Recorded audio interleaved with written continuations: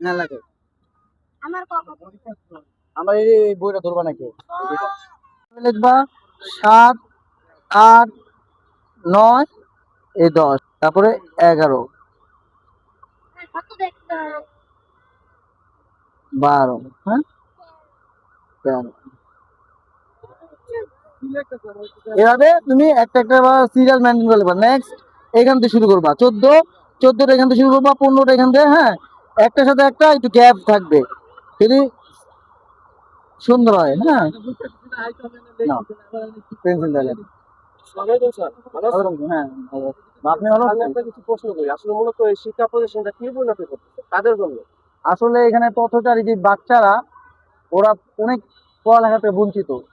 হ্যাঁ, আমরা চাই যে ওরা এই পড়ালেখা বঞ্চিত থেকে ওরা আমাদের থেকে কিছু শিক্ষা লাভ করুক, ওরা মানুষ হোক। ওদের প্রতিটা বাচ্চাদের একটা ড্রিম আছে, স্বপ্ন আছে।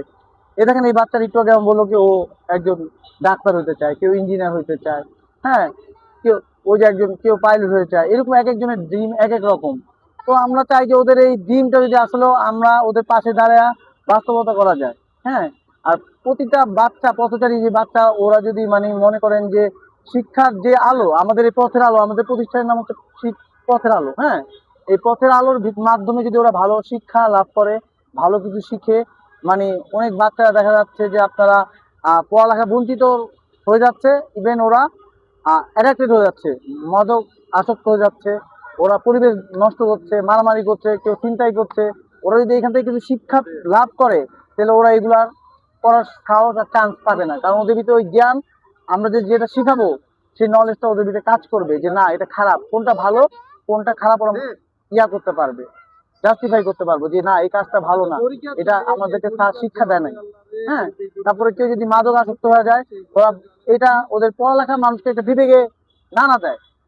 ঠিক আছে, আমরা চাই যে প্রতিটা বাচ্চা আমাদের এখান থেকে যা পথচারী শিশু আছে, ওরা এখান থেকে শিক্ষা লাভ করুক, বদলে যাক বাংলাদেশ। ঠিক আছে, আর আমরা শুধু পড়াই না, পড়ার পাশাপাশি ওদেরকে খাবার দিই, খাদ্যের বিনিয়োগের মাধ্যমেই পড়া।